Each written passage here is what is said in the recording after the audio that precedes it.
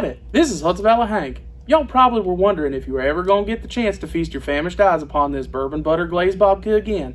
And to be honest, I myself wasn't sure where my story should end. I wasn't aware just how badly the second greatest valley and the unremarkable area surrounding it needed another all-white meat cisgendered chicken tender to play mentor to the distempered.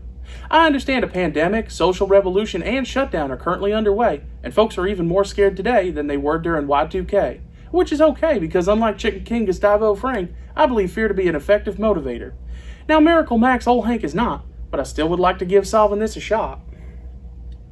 Since society has been halted by COVID-19, and all we can do is stare aimlessly into screens, Old Hank has seen some truly bananas behavior. Folks are demanding we reopen the country and carry on with our lives, denying the very presence of a pandemic. To which I can only think to quote my favorite cell block peacock, Tagahashi69. Are y'all dumb, stupid, or dumb? Usually Old Hank tries to refrain from using insults, but this really boils my blubber. Coronavirus is real and dangerous even if we all collectively deny its presence, kind of like what my family does with my weight. Circumstances certainly aren't great, but just wait and see what happens when we open the floodgates like the Sunshine State. Since when is following an example set by Florida anything other than a mountainous mistake? If we needed assistance operating a stolen jet ski with no key and 14 felonies, I'd say this is a problem for the panhandle.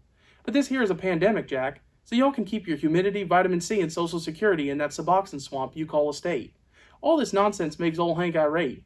People are out getting haircuts by hook or by crook, while others are throwing public tantrums insisting to eat out like husky kids being driven past McDonald's while their mother says there's food at home.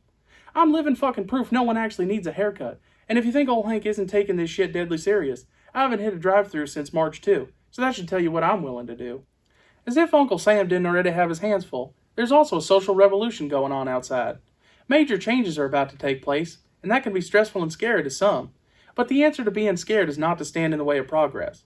I don't have any real answers today, but I will say if people still want to fly a Confederate flag, I'll say we let them, but only when it's printed on a proper face covering that's worn correctly.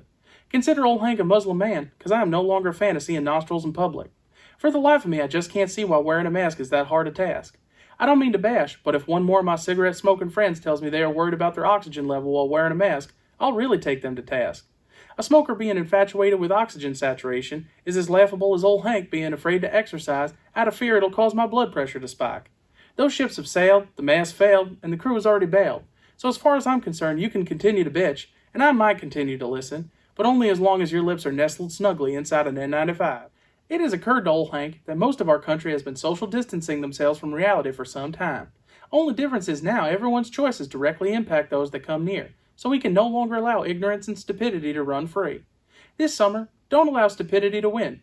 It usually does just because it's louder and more sure of itself, but for once, allow caution and safety to supersede.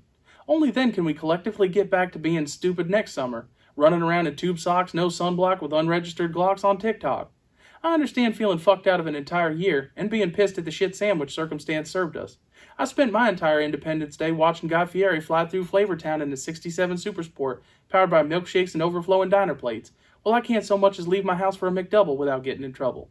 Old Hank isn't feeling as free as I want to be, but if we all work together, I'm sure soon enough we'll all be right where we need to be. This has been Hudson Hank. You can take it to the bank. Sleep peaceful, sweet valley man.